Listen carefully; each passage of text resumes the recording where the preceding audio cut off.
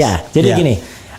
Memang kalau kita sudah memberikan suara pada tanggal 14 Februari yang lalu ya, khusus untuk 2024 ini, suara kita itu masuk dalam surat suara, kertas suara, ya kan? Nah, kertas suara itu pada akhirnya setelah jam 1 TPS ditutup, itu kan mulai sore dihitung di surat tempat suara, TPS, surat suara, ya surat suara. Nah, perhitungan itu kemudian dimasukkan ke dalam lembar yang disebut C hasil. Nah, C hasil langsung ditulis di situ. Jadi plano misalnya, itu plano itu. Jadi misalnya paslon 01 berapa? Ini itu yang lembar presiden yang abu-abu.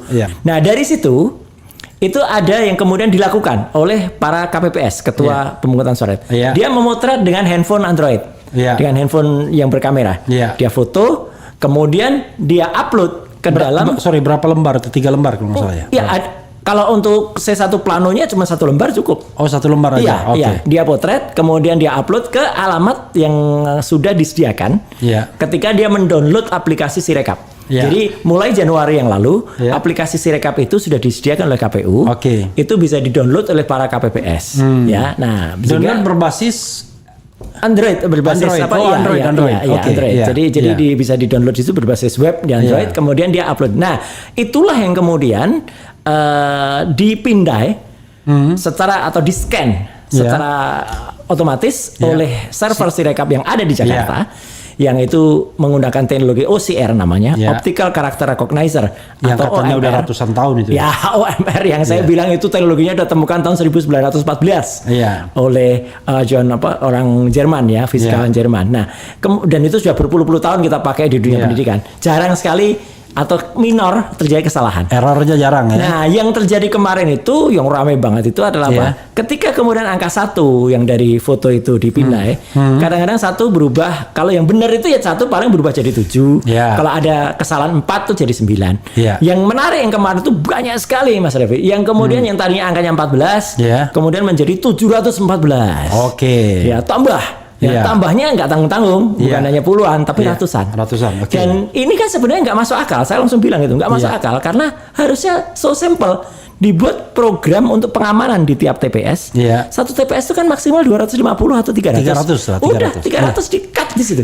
Automatic cutter. Jadi kalau ada yang mau angka tinggi, dia otomatis kasih merah, warna merah di sono, jadi otomatis tut. Nah, sayangnya ini kan belakangan kita katakan bahwa fungsi itu memang malah dihilangkan. Tadinya ada buktinya. Fungsi itu ada skrip yang kemudian dihilangkan. Nah, sehingga ini kemudian jadi rame kemarin itu ketika ada seorang paslon, sepasang paslon yang kemudian angkanya bisa tinggi banget kalau di situ. Dan kemudian yang lain ya angkanya segitu-gitu aja. Gitu loh. Nah, ini kan aneh, apalagi ketika pada hari H kalau itu misalnya teman-teman yang punya lembaga survei, ya wajar lah Mas kenal dengan mereka. Mereka punya 2000 surveyor yang ada di lapangan, lapangan, ngirim bersama-sama dengan perangkat yang nyaris relatif sama, langsung masuk di tabulasi mereka, kemudian masuk di server mereka, keluar angkanya langsung keluar misalnya 24%, 58%, 17%. Itu masih make sense. Apakah perkara sampelnya itu dipilih atau enggak itu lain soal. Nah, tapi kalau Sirekap tiba-tiba pada tanggal 14 Februari langsung jam 7 malam langsung segitu, kayaknya nggak masuk akal. Nggak, maksud saya gini, kalau itu mungkin saja harusnya 02 bisa lebih gede kalau misalnya dia ambil dari Papua duluan, misalnya masuk dari Papua gitu. Tapi kalau masuknya misalnya dari Aceh, harus 01 duluan yang lebih gede. Harus kalau misalnya Sumatera Barat, 01 duluan. Kalau misalnya 03, ya mungkin Jawa Timur duluan yang lebih gede. Ini kan enggak. Tiba-tiba angkanya tuh sudah kayak kekunci di dan 24. itu konsisten sampai terakhir sekarang. Betul, ini. saya cermati day by day itu nggak pernah ada kemudian fluktuasi yang ini pernah naik pernah turun enggak. Padahal logisnya dalam tabulasi begitu itu kayak kita lihat permainan olahraga lah gitu ya. Kadang-kadang kalau permainan olahraga itu kan tuan rumah sengaja menempatkan cabur-cabur yang menguntungkan untuk tuan rumah itu di awal, sehingga dia kayaknya udah menang duluan gitu. Meskipun nanti belakangan jadi dia terkoreksi ke bawah. Tapi kan ini enggak. Jadi udah segitu terus. Nah, itu yang pertama. Jadi artinya kesalahan itu muncul ketika pembacaan yang ngaco itu. Yang ajaknya itu berapa persen biasanya kalau sudah ajak gitu? 70% ya? Enggak, dia sudah di atas 65%, 7%. Istilah statistiknya kan volatilitasnya sudah tidak berkembang lagi. Di atas 65%. Di atas 65%. Seperti kita ngobrol sekarang, tanggal 4 ini itu sudah ajak itu mungkin kalau mungkin saja ada naik turun tapi tidak banyak. Ya. Artinya kehebohan pertama itu terjadi ketika ada angka-angka yang menggelembung dengan sangat besar. Tidak masuk akal melebihi jumlah dari TPS-nya. Nah, yang kedua kemudian ketika saya melihat itu ada sesuatu yang wah ini kok kayaknya tidak masuk akal gitu ya gitu. Saya masuk ke dalamnya, saya lihat tuh sistem Sirekap tuh. Ini sebenarnya datanya ada di mana sih gitu. Nah, itulah saya kaget ketika kemudian ternyata dia didaftarkan pada cloud yang itu merupakan bagian dari Alien Computer. Alien Computing merupakan anak buahnya dari Alibaba punya Jack Ma. Singapura. Iya, punya Jack Ma di Singapura.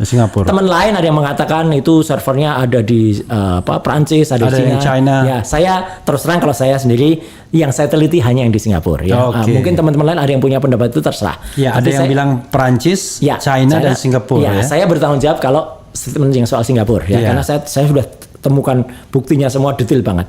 Nah, itu sudah merupakan pelanggaran, Mas. Terhadap Undang-Undang Perlindungan Data Pribadi kita.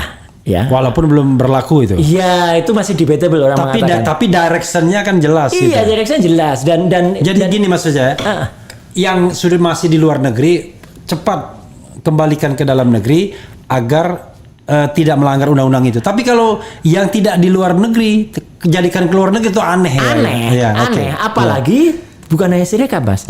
Yang diletakkan di server di Alibaba itu juga termasuk Sipol dan Silon. Sipol dan Silon itu berarti data NIK penduduk kita.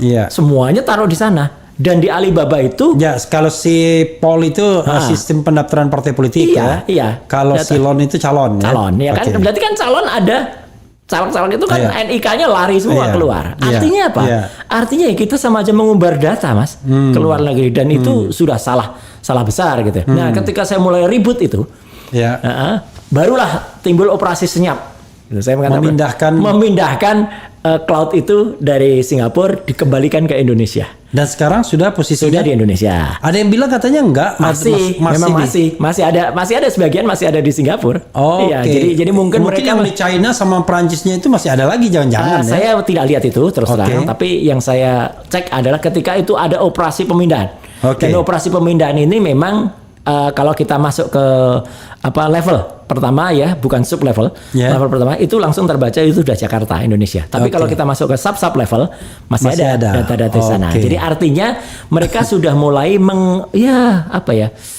ada orang mengatakan itu upaya untuk menghilangkan barang bukti atau itu mengelabui supaya dia menyamakan dengan aturan yang ada. Tapi yang jelas pemindahan itu terjadi. Nah, saya makin curious kan dengan ini ada apa di kok kayak gini nih. Saya bongkar lagi, ternyata saya cek ketika teman-teman mendownload itu pada awal Januari sampai dengan 14 Februari itu ternyata perbedaan version atau rilis dari software Sirekap itu beda-beda. Maksudnya gini, KPPS misalnya dia download pada Januari. Ya, itu nanti dia program yang dia masukkan, kemudian ketika dia masukkan angka-angka itu masuk akan dalam satu perhitungan tertentu.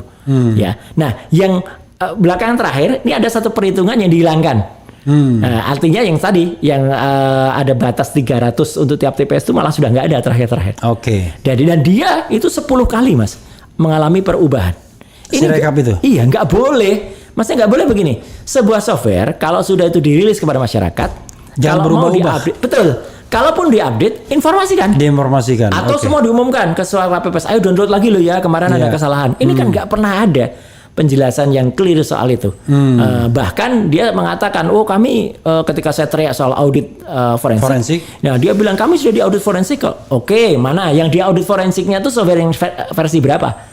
Nggak bisa satu audit forensik terus nyangkup keseluruhan dari awal sampai akhir, nggak boleh. Berarti yang lain tidak teraudit. Kalau ada yang satu diaudit, mungkin itu yang paling sempurna. Tapi yang kemudian running itu belum tentu yang sudah diaudit. Jadi audit itu dari A sampai Z ya? Iya. Harus komprehensif. Harus komprehensif dan harus semua masuk, semua kelihatan kalau itu tidak benar, itu ada koreksi kepada KPU dan KPU ibaratnya kita beli kendaraan itu kan boleh ada misalnya koreksi. Ini yang versi sekian motornya spion kanan ada masalah, terus dia di recall, ya kan? Ini software ini nggak pernah di recall running terus, sehingga akibatnya apa? Akibatnya ya timbullah perbedaan-perbedaan ketika orang melakukan. Jadi kadang-kadang ada yang mengatakan kalau ketika sudah di scan, hasil kamera itu sudah di scan, itu yang membengkak adalah paslon tertentu, nomor 2 katakanlah. Tapi ada juga yang bilang enggak kok, yang punya saya paslon nomor 3 kok. Enggak, ya mungkin saja memang sengaja ada dibikin. Iya, semua digelembungkan untuk mengatakan bahwa ini tidak hanya satu pihak. Tapi kan kita lihat jelas yang paling banyak mayoritas itu yang mana. Dan yang menarik lagi, terus saya cermati itu kan gitu, ketika ada anomali-anomali itu yang tidak hanya paslon itu akhir-akhir ini gitu ya. Yang setelah kita ngobrol ini 2-3 hari terakhir ini rame soal partai.